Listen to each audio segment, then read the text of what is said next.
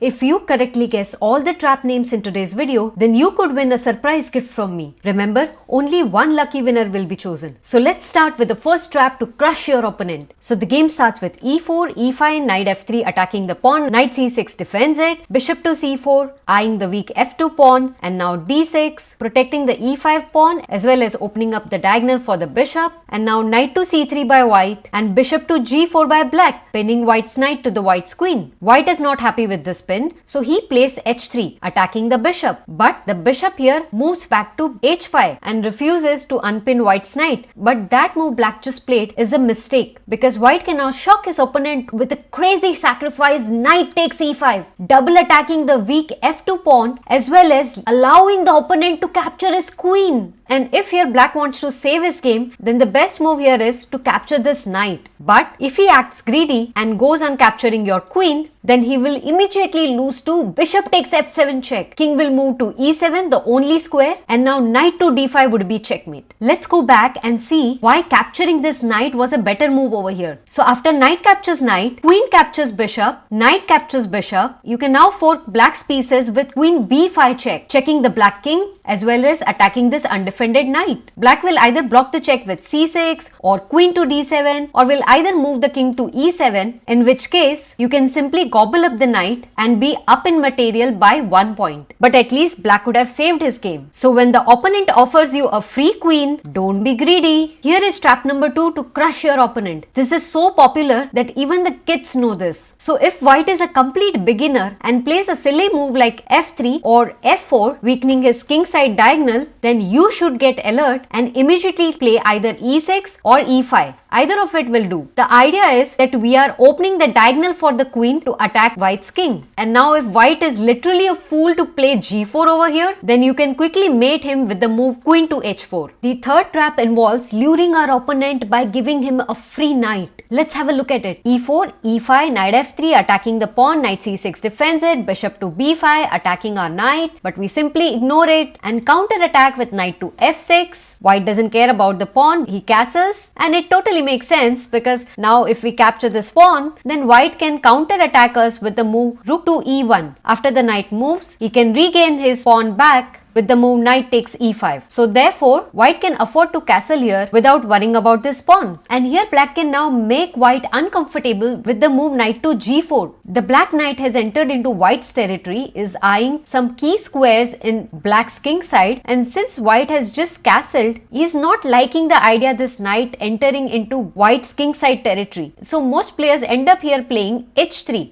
in order to kick this knight. But here, instead of taking this knight back, you will shock your opponent with the move h5. Yes, we are gonna sacrifice our knight. But what's the idea? Well, if white gets greedy and captures our free knight, then we'll capture back with a pawn with an attack on white's knight. And here, white still has some time to save his game. He should just let go of this knight and focus on developing his pieces. But if he chooses to save his knight, then he's gone. So what options does this knight have? Either he can go to the e1 square or to the h2 square. If he goes to the e1 square, then you can now play queen to h4, forming a battery with your rook on the open h file and threatening to checkmate over here. How will white save his game now? The only sensible move that he has is to play f3, so that the king gets a Luft square when the black queen checks the white king either on h2 or h1. But black can take away that square by playing g3. And now there is nothing white can do over here. Doesn't matter what he plays over here, you can simply finish off white's game with queen h2 checkmate. Let's go back. If this knight goes on the h2 square, then you will continue with the same attacking plan, queen to h4, doubling up on the open h file and attacking the knight. White cannot save this knight here, so he will again play f3 in order to create a Luft square for his king. But again, we will play the same move g3, attacking the knight now and also taking away the square from the king. White will now play rook to e1 to make this f1 square available for his king. But it's too late now, because we'll capture the knight with a check. King moves to f1, and now if you give a check over here, the king will be simply able to escape on the e2 square. So in order to checkmate, you have to first play knight to d4, so that you take away this square from the king while also attacking this bishop over here. Since white can't save his game, he can simply try to delay it by playing bishop takes f7 check, bishop takes bishop, and now after any move played by white, you can simply checkmate the game with the move queen h1. Here is trap number 4. But before that, hit that like button and subscribe to my channel. So the game starts with e4, e5, white attacks, black defends, white attacks again, black attacks bishop, bishop moves to a4, and now white plays d6 to protect this pawn. And now here white plays d4. The idea is that since black's knight is currently pinned to the black's king, he wants to move his pawn forward to the d5 square in order to attack the pinned knight over here. But before white could fulfill his dream, black counterattacks with b5. The bishop moves, and now black here starts laying the trap with the move knight takes pawn, pawn takes knight, and until here everything is fine in the game. Both the players are doing good, but this pawn is hanging over here and it's free for white to be captured. So should white capture this pawn? Well, if he does, then congratulations, he has fallen into your trap, because now you can trap white's bishop with the move c5, first attacking the queen and also threatening to play c4 in the next move in order to trap the bishop. White doesn't want to lose a piece right in the opening of the game,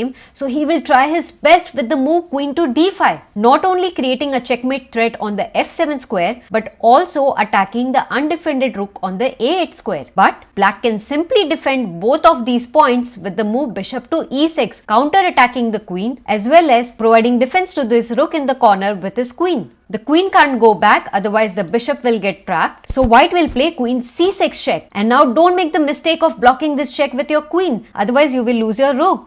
So the best move is to block with your bishop and counter-attack white's queen. White's queen will once again go back to the d5 square, creating a checkmate threat once again of the f7 square. But now you don't need to get your bishop back over here, because now you can simply play c4 and trap the opponent's bishop. Since the bishop is dying anyway, so he will capture the pawn, you will capture back the bishop, and now the queen will capture the pawn. And here white has lost a piece and black is up in material by 1 point. Here is the fifth crushing trap. d4, d5, c4. White is playing the queen's gambit and you will play a counter gambit with e5. Pawn takes pawn and now you will push your pawn forward to d4, making it impossible for this white knight to develop on this square and take the center squares. So therefore white doesn't like this move, so most likely he will play e3. But that's not a very nice move, because now you can play bishop b4 check. If white blocks the check with his bishop, then you can lay a cute little trap with the move pawn takes pawn, attacking the weak f2 pawn as well as this bishop over here and letting your bishop die for free. If white fails to calculate here correctly and ends up capturing your free bishop, then he's gone, because after this bishop moved from here, it lets you attack the opponent's queen on the d file, and the king is the only defender of this queen. So taking advantage of that fact, you can now play the crushing pawn takes pawn check. If king takes pawn, then the queen is gone. So therefore white will play king to e2, but now you will capture the knight and promote it into a knight and check again. Yes, we are going to promote it into a knight. Why not a queen? Well, if you promote it into a queen, then white will play queen captures queen check, king captures queen, and now rook captures queen, and you have gained nothing in this position. Therefore, in order to keep our attack going, it's important for us to keep checking the white king. That is why we are going to promote it into a knight. If rook captures knight, then you can skew white's pieces with bishop g4 check. It's a double attack on white's queen. After the king moves, the queen is gone. So therefore, white here might play king to e1. In that case, you can bring your queen out with the move queen h4 check, attacking white's king one more time. If he blocks the check with g3, then queen e4 check, forking white's pieces. King moves to f2 and the rook is gone. And if here, white plays king to d2, then you don't need to focus on this knight because it cannot be saved anyway. So therefore, you can plan a counter attack with knight to c6, attacking white's bishop. And here black has a completely winning position with the exposed vulnerable white's king. Here is the last trap to punish your opponent. The game starts with d4, d5, c4. White is playing the queen's gambit and you will simply decline the gambit with e6. White puts more pressure on the pawn with knight to c3 and you will add more defense to this with the move knight to f6. Now he will pin your knight with his bishop. So he'll play bishop to g5, trying to undermine the defense of this pawn. But here you will play a sneaky move knight b to d7, trying to defend this knight. And what you're telling your opponent is that you have accidentally played this move and it's completely forgotten to take care of this d5 pawn over here. So he will happily capture this pawn and you'll capture back with your pawn. Until here the game is going fine. Both the players are doing good. But if he makes the mistake of capturing this free pawn on d5, thinking that your knight is pinned and cannot capture this, then he is wrong, because now you will shock your opponent with the move knight takes knight, allowing your opponent to capture your queen. Now what should he do? He has already lost a knight, so he will most likely capture your queen, but it's not gonna benefit him in any way because you're gonna launch a deadly attack white's king with the move bishop b4 check. King is kind of stuck over here. He cannot move, so the only piece that can block this check is his beloved queen. And now you will simply capture his sweetheart with a check. King captures bishop, king captures bishop, and now you have benefited 2 points of material advantage in this trap. So can you name all of these 6 chess traps that I've shown you in the video? Your deadline to submit the correct answers is 25th March 2024. One lucky winner will be chosen for the surprise gift. So what are you waiting for? Write down your answers in the comments box below now.